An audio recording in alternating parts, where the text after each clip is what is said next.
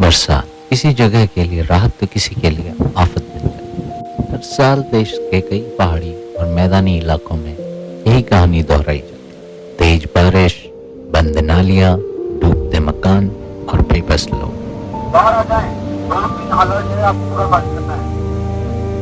मौसम विभाग द्वारा 24 घंटे का अलर्ट किया गया है।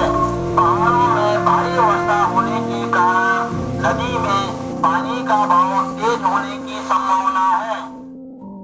ये सिर्फ मौसम की मार नहीं, बल्कि हमारे शहरी विकास, अनियोजित निर्माण और प्रकृति के असंतुलन की कहानी है। हम बात कर रहे हैं नैनीताल की तलहटी पर बसे कुमाऊं प्रवेश द्वार हल्द्वानी की। विगत 2.5 दशक में शहरीकरण बड़ी तेजी से हुआ है और जो शहरीकरण का पैटर्न है खास तौर पर हमारे भूभाग में, तो फुट हिल्स में ज़्यादा कंसंट्रेशन पब्लिक का होता जा रहा है। तो इस द्रुत गति से नगरीकरण के कई दूरगामी परिणाम निकलते हैं।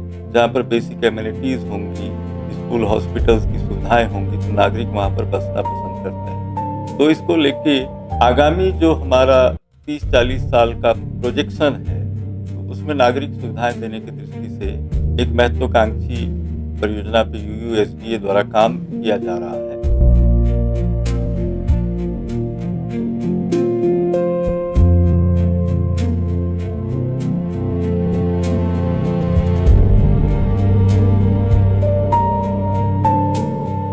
माननीय प्रधानमंत्री जी द्वारा हल्द्वानी शहर के विकास कार्यों की घोषणा की गई थी। उसी के क्रम में ये परियोजना का शुभारंभ हुआ। इस परियोजना का शिलान्यास माननीय मुख्यमंत्री द्वारा किया गया।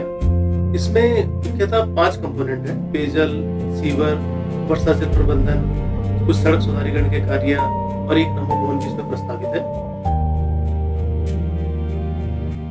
कुमायूं का प्रवेश द्वार होने के नाते भी हल्द्वानी म्यूनिसिपैलिटी थी 1.5 दशक पहले तक, जिसमें म्यूनिसिपल कॉर्पोरेशन बनाया गया और चौतरफा इसमें जो पेरी अर्बन एरिया है वहाँ पर भी जनसंख्या का भारी दबाव देखने को मिल रहा है।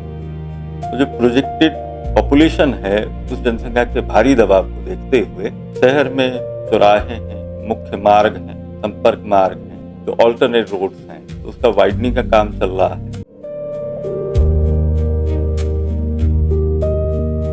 देखिए, जो हल्द्वानी शहर की जो प्रोफाइल है, टोपोग्राफी है, वो नॉर्थ से साउथ का इसका स्लोप है। इसके ऊपर सारा पर्वतीय क्षेत्र आता है। पर्वतीय क्षेत्र में जो भी बारिश आती है, इससे लगते हुए सारे के सारे हल्द्वानी शहर से मुख्य नाले उनसे होके गुजरते हैं। इसमें मुख्यतः 3-4 नाले हैं। एक आपका रक्सिया नाला हुआ, एक आपका देवखड़ी हुआ, कलसिया हुआ और एक फॉरेस्ट वन चौकी से भी आता है। परियोजना में जो सबसे बड़ा मुख्य कंपोनेंट जो शामिल हुआ है, वो वर्षा जल प्रबंधन का कंपोनेंट है, वो शामिल हुआ है। इसका दिसंबर 2021 से पहले भी कई सारी बैठकें हुई हैं हितधारकों के साथ। उसमें ये निकल के आया कि अभी हल्द्वानी शहर में जो मुख्य समस्या है वो वर्षा जल प्रबंधन की आवश्यकता है। तो इसी के क्रम में जो रक्सिया नाला है, जो हल्द्वानी शहर का सबसे मुख्य नाला है, उसका अभी वर्तमान में इससे पहले कोई उचित आउटफॉल नहीं था। मतलब प्रेमपुर लोसज्ञानी से आगे ये नाला आगे जाके खेतों में भर जाता। इसको मद्देनजर रखते हुए हमारे पास सुझाव आए, फिर इसको शामिल किया गया परियोजना में।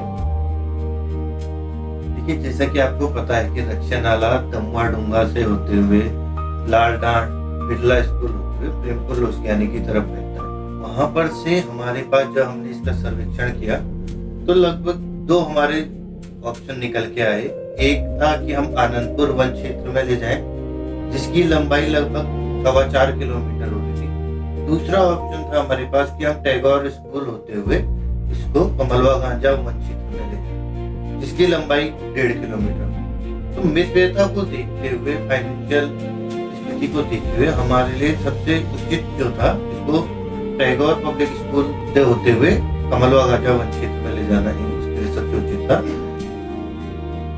रक्षा नाले का हमने जो निर्माण किया है, उसमें तकनीकी रूप से कई सारी हमारे साथ दिक्कतें थी, कई सारी चुनौतियाँ थी हमारे साथ। सड़क के दोनों ओर बहुत नज़दीक मकान लगे हैं और बहुत ऊंचे मकान भी हैं। तो उनके पास वहाँ से 6 मीटर गहरा हमें जाना था। कई बार मकान गिरने का खतरा भी हो जाता था।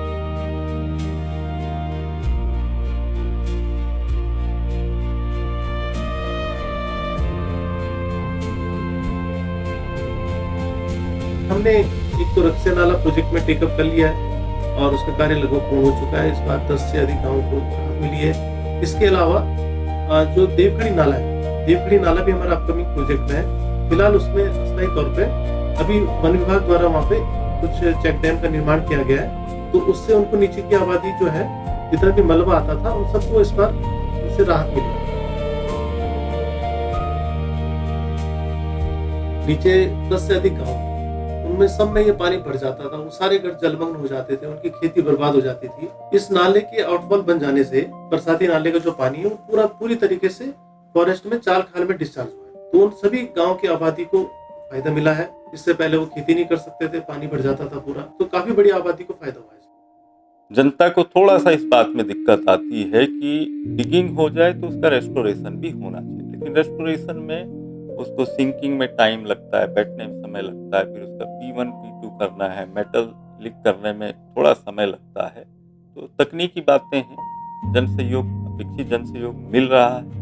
कॉलोनीज बहुत सारी हैं, तो जो इंटरनल रोड्स हैं, अगर एक भी सड़क खुद गई या उसमें सीवर डालना है, उसमें पानी की लाइन डालनी है, खोदना तो पड़ेगा ही, लेकिन वो नियोजित तरीके से हो, जन सहयोग से हो, आपसी विश्वास से हो।